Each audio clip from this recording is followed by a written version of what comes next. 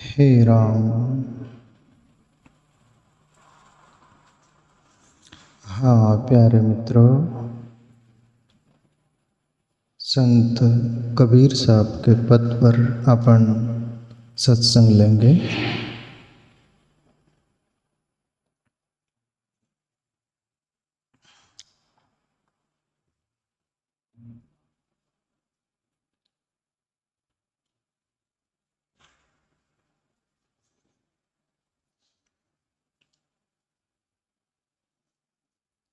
क्या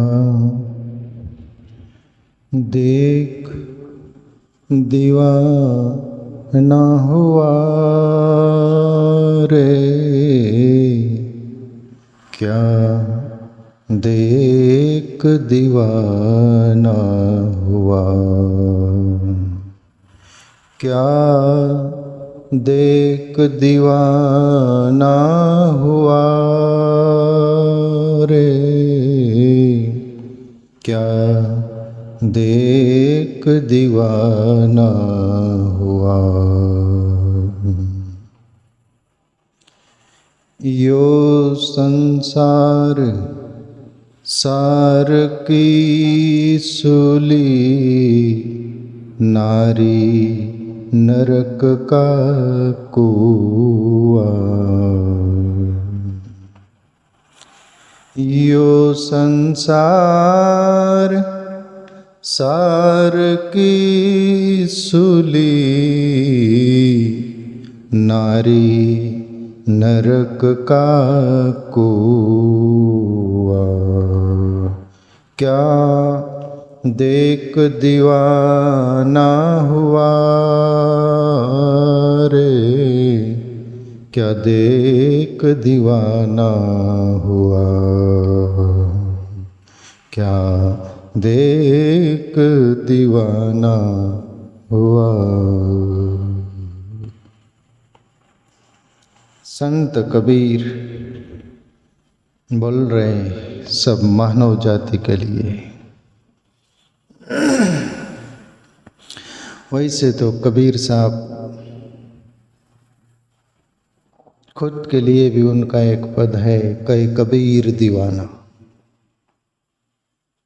पर तुम्हारी अपनी दीवानगी और तुम्हारा अपना दीवानापन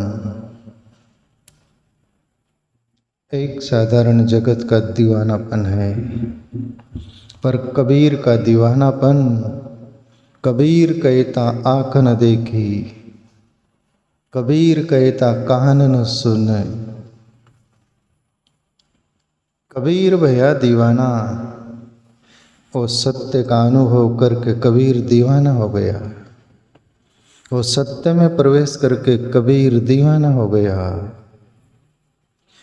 वो दीवानगी शाश्वत है, हमारी दीवानगी नासीवंत है, हमारी दीवानगी क्षणिक है। कबीर की दीवानगी अखंड है, परमात्मा में सराबर हो गई दीवानगी। अब कबीर साहब बोल रहे क्या देख दीवाना हुआ रे, हे प्राणी हे मनुष्य, आखिर किस बात पर दीवाना हुआ। जिसके लिए साधारण जगत में बोलते हैं ना, बेगाने की शादी में अब्दुल दीवाना। सुने आप लोग कभी? ऐसा ना भरत, ऐसा ही ना। बेगाने की शादी में अब्दुल दीवाना, किसी और की शादी हो और अब्दुल दीवाना दूसरा ही कोई दीवाना हो तो ये तो ठीक नहीं ना। जिसकी शादी हो वो दीवाना हो तो चले, पर तो क्यों दीवाना हुआ। और कबीर साहब दीवानगी की बात कर रहे, क्या देख दीवाना हुआ।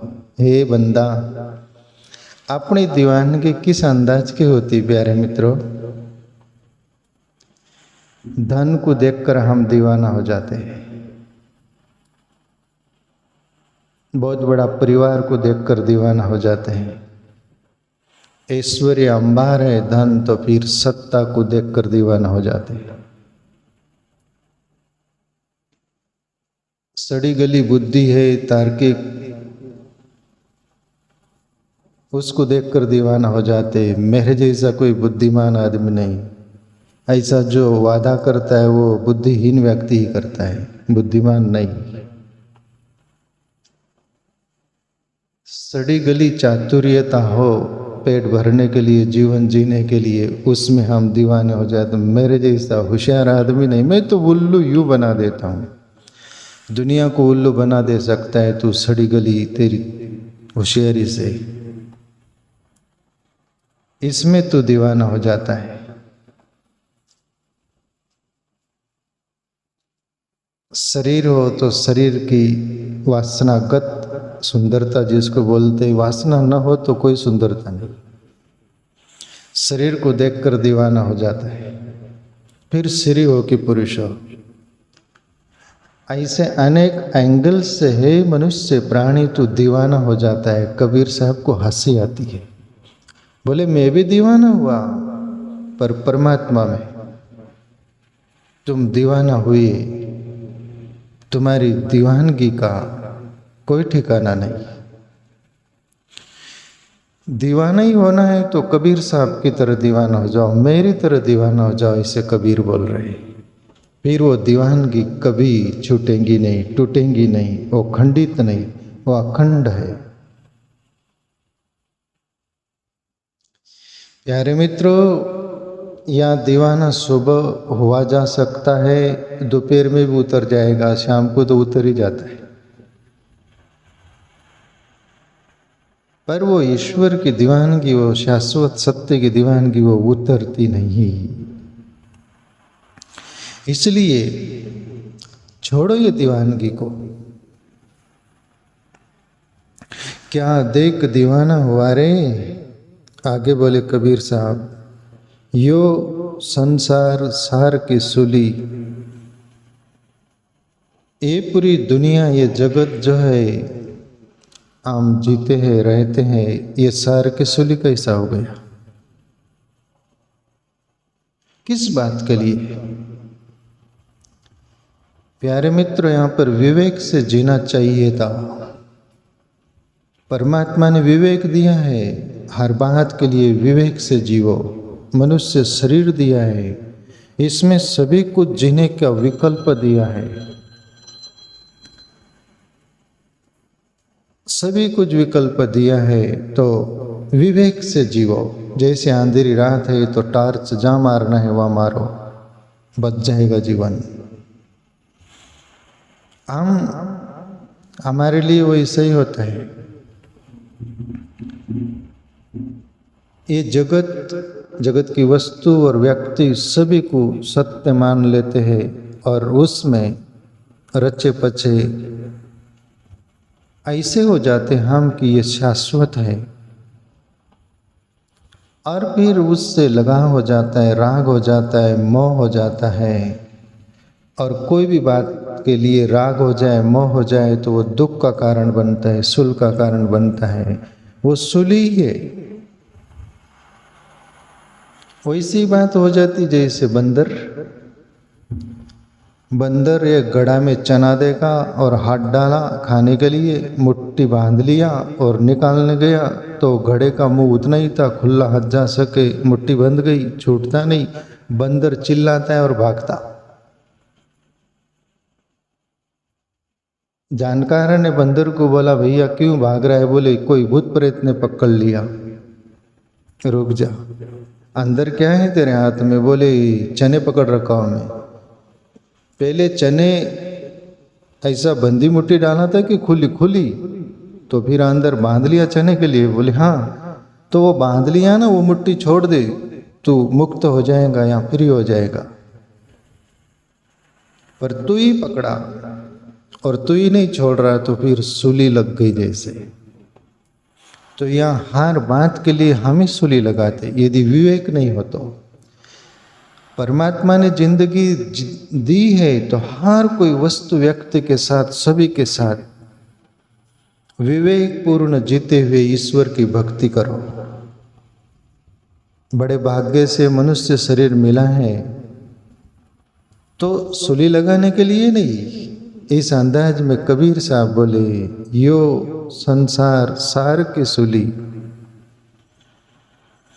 इस सूली में से कबीर निकल गए, मीरा निकल गई, रैदास निकल गए, नानक निकल गए, न जाने अनगिनत संत महापुरुष निकल गए। वो निकल सकते तो हम भी निकल सकते हैं। यहाँ सूली लगने का भी एक अंदाज है, पर सूली से मुक्त होने का भी है। तो संगत अच्छी करो, भले की संगत करो, संतों की संग करो, महापुरुषों की संग करो, जिन्होंने सत्य को जान लिया। फिर सूली नहीं लगेंगी। सत्य को जान लिया तो यीशु क्रिस्त जिसस सूली लग रही थी तो हंस रहा था, बोले ये लोग जिसको मार रहे, जिसको सूली लगा रहे, वो मैं हूं नहीं, मैं उसको जाना हूं जिसको सूली लग ही नहीं सकती। ये लोग नादान है, ये शरीर को छीन रहे, मुझे नहीं छीन सकते, वो हम हो सकते हैं। ग्रस्त में जीवन में रहते हुए प्यारे मित्रों, सभी कार्य करो, तुम्हारी जो फर्ज है वो अदा करो, पर कमलवत जीवन जीना, सब में रहते हुए अनभिज्ञ रहना।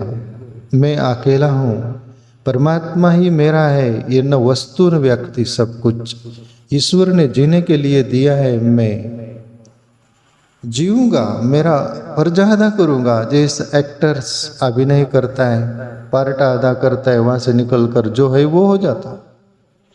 अंदर से सन्यासी बनकर जीवन जिएगा, उसको सूली नहीं लगेंगी, वरना सूली लग सकती है। दूसरी बात बोले कबीर साहब, नारी नरक का कुआं, ये तो गलत हो गया तुम अपन की भाषा में या सोच में। नारी कैसे नरक का कुआं हो गया? नारी बुद्ध पुरुषों को जन्म देती है, संतों को जन्म देती है, वीरों को जन्म देती है। नारी नरक कैसे हो गई? पर महापुरुष बहुत सारयुक्त बात करते, ज्यादा बड़बड़ाने को उनके पास समय नहीं, पर सारयुक्त। आदि गुरु शंकराचार्य भी बोले नारी नरक की खान है। उस पर श्रीयों ने बहुत विवाद खड़ा किया। एक श्री तो आदिगुरु शंकराचार्य सामने भिड़ गई, नारी नरक की खान कैसे, बताओ, मैं छोड़ूंगी नहीं आपको। ये बनी घटना है आदिगुरु शंकराचार्य, ये शंकराचार्य के साथ। आदिगुरु शंकराचार्य योगी पुरुष थे और वो श्री में प्रवेश कर गए योग के अंदर से, बल से, और पूरी उसकी जो अंदर श्री के अंदर होता है, पूरा एक एक पार्ट जो बातें होती है सब कुछ जानकर बाहर निकलते हैं सूक्ष्म शरीर से, और फिर अपने शरीर में आकर वो शरीर से बोलते हैं जो जो बातें थी। इस अंदाज में, इस बात से पुरुष के लिए स्त्री भी नरक हो जा सकती है। फिर वो स्त्री ने हार माना था। ये आप लोगों को मालूम है कि नहीं? तो ठीक, ये पक्की बात। तो कुछ बातों के लिए नारी नरक की खान हो सकती है यदि तुम्हारी गैर समझ हो तो, वरना नारी नरक की खान नहीं है। वो तो जननी है, वो तो भवानी है, वो तो माँ है। पर मैं यहाँ पर एक दृष्टांत देना चाहूँ, तुम्हारी सूझबूझ यदि गलत हो जाए तो तुम्हारे लिए नारी नरक हो सकती है। नारी नरक नहीं हो सकती, नारी के लिए पुरुष भी नरक का हो सकता है। नारी नरक तो पुरुष नरक का। और बोलते हैं ना, श्री सती होती थी तो फिर पुरुष भी सत्ता क्यों नहीं हुआ? तो पुरुष भी नरक का हो सकता है, गैर समझ हो तो। अब वो कैसे? मैं एक छोटा सा दृष्टांत दूं। दो भाई बैठे हैं एक जगह निवांत गांव के बाहर, हट्टे कट्टे थे पहलवान की तरह। वहाँ पर एक सुंदर श्री में बोला ना, वासना से ही होती है। सुंदर सुंदर गणित जो बैठाया जाता है ना, वासना से, नहीं तो उसमें आत्मा है, परमात्मा दिखेगा उसमें। आत्मभाव से देखो तो, वासना के भाव से देखो तो सुंदर असुंदर, पुरुष हो कि स्त्री हो, समझ रहे हैं ना? दोनों भाई बैठे, एक स्त्री आ गई तो रूप वगैरह वो सब सौंदर्य था, तो सुंदर स्त्री थी, तो दोनों भाई मोहित हो गए।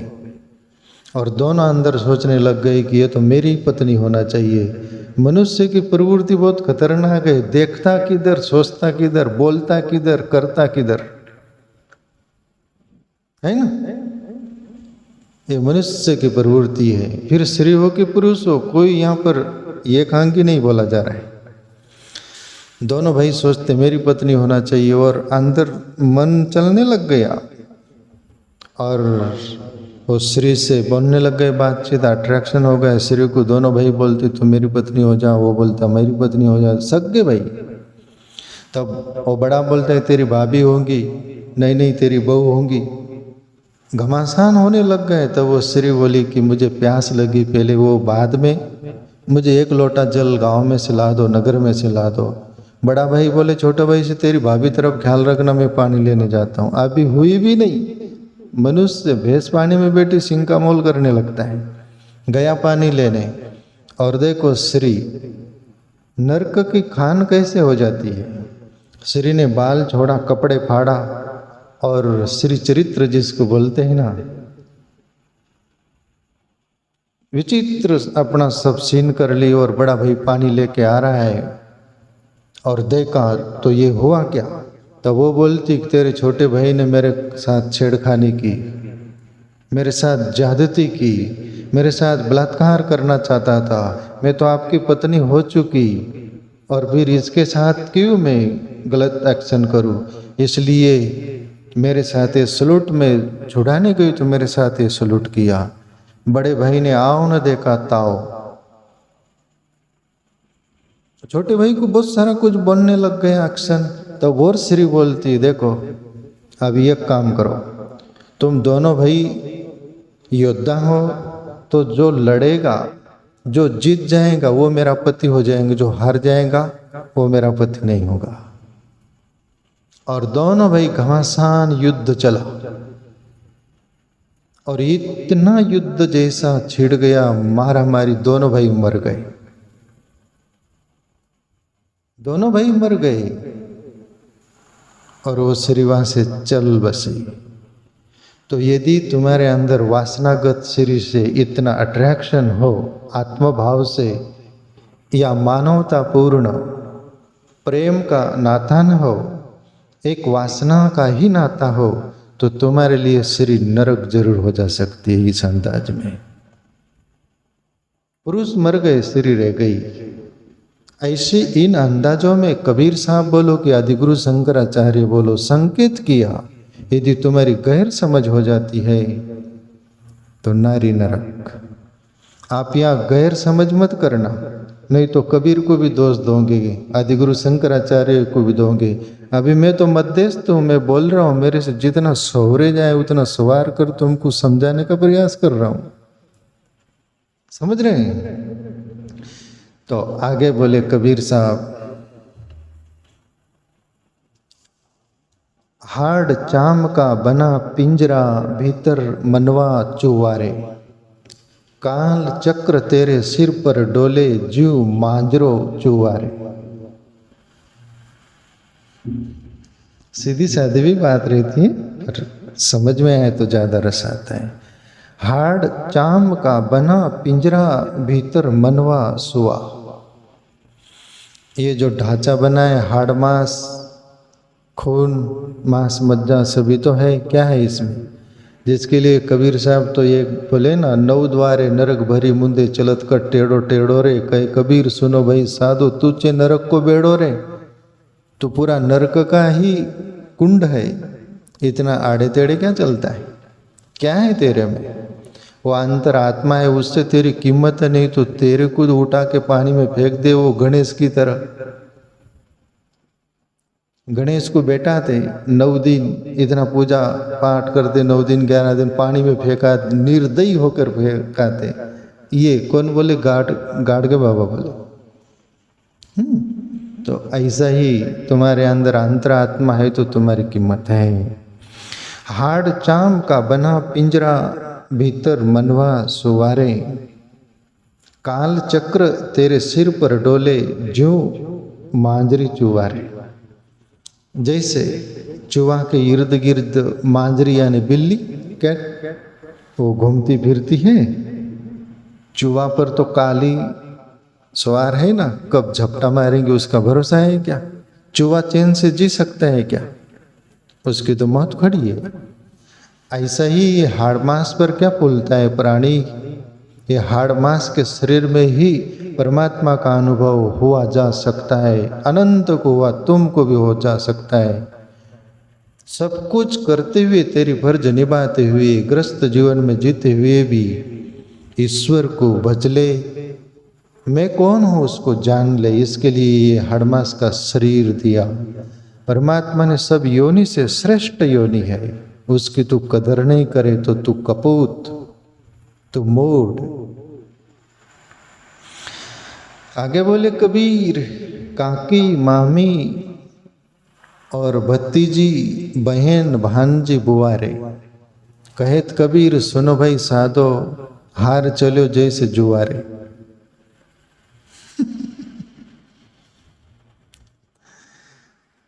क्या बोले कबीर साहब? जिंदगी भर काकी मामी भतीजी बहन भांजी बुआ यही करते रहता है, तेरे को कोई सोचता ही नहीं क्या? दूसरा काम धंधा ही नहीं क्या?